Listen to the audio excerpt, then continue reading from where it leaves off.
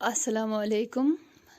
आज हमें पढ़ना है रमूज़ अवकाफ, यानी जो हमारा रह गया था पिछले लेसन में हमारा रह गया था रमूज़ अवकाफ, जिसको आप अंग्रेज़ी में पंक्चुएशन मार्क्स के नाम से भी जानते हैं। जैसे अंग्रेज़ी में पंक्चुएशन मार्क्स होते हैं, इसी तरह से उर्दू में अहम अवकाफ के निशान होते हैं। जैसे अंग्रेज़ी में comma, full stop, inverted commas वगैरह, तो इसी तरह से उर्दू में भी ये अहम अवकाफ के निशान होते हैं।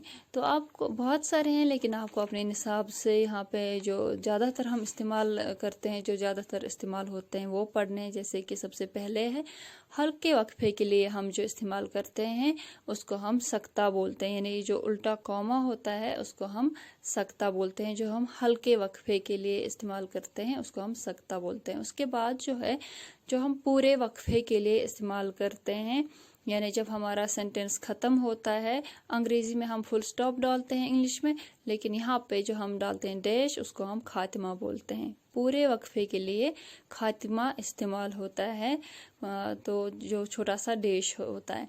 तो उसके बाद जो है सवाल के लिए सवाल है, यानी जब आपसे कोई सवाल पूछा जाता है या आप कोई सवाल पूछते हैं तो वो आखिर पे जो निशान मार्क लगा होता है, क्वेश्चन मार्क, तो उसको हम बोलते हैं सवालिया। उर्दू में उसको हम सवालिया बोलते हैं, सवाल के लिए सवालिया। तो उसके बाद जो है ताज्जुब और अफसोस के लिए जो है एक्सक्लेमेशन मार्क्स, जिसको आप अंग्रेज़ी में बोलते हैं, और यहाँ पे आप अलामत ताज्जुब या अलामत फिजाइया भी बोल सकते हैं। जो हम ताज्जुब या अफसोस के लिए इस्तेमाल करते हैं उसको हम बोलते हैं अलामत ताजुब।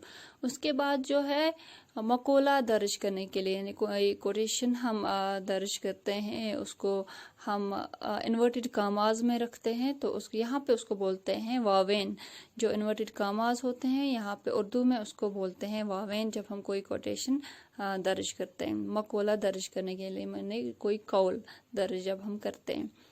तो उसके बाद जो है तहरीर में आए किसी अम्र को वाज़ह करने के लिए जो हम इस्तेमाल करते हैं, छोटी ब्रैकेट्स जो होती हैं, स्मॉल ब्रैकेट्स, उसको हम कौसीन बोलते हैं। यहाँ पे उर्दू में हम इसको कौसीन बोलते हैं। तहरीर में आए किसी अम्र को वाज़ह करने के लिए जो हम इस्तेमाल करते हैं। उसके बाद जो है तफसील ज़ाहिर करने के लिए तफसील, यानी जब आपको कोई एक्सप्लेनेशन मांगी जा रही हो तो आप उसको फिर जैसे अंग्रेज़ी में जिसको आप कॉलन बोलते हैं, यहाँ पे उसको तफसीलिया बोलते हैं, जब आपसे किसी चीज़ की तफसील मांगी जा रही हो। तो ये था आज का रमूज़ अवकाफ। तो इसमें जो आपने अहम अवकाफ के जो निशान पढ़े, उसमें आपने सख्ता पढ़ा, यानी जो हम हल्के वक्फे के लिए इस्तेमाल करते हैं। उसके बाद आपने खातिमा पढ़ा, जो हम पूरे वक्फे के लिए इस्तेमाल करते हैं। उसके बाद आपने सवालिया पढ़ा, जो हम सवाल के लिए इस्तेमाल करते हैं।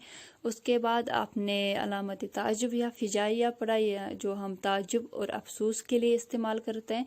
उसके बाद आपने वावेन पढ़ा, जो हम कोई मकोला यानी कोटेशन दर्ज करने के लिए इस्तेमाल करते हैं।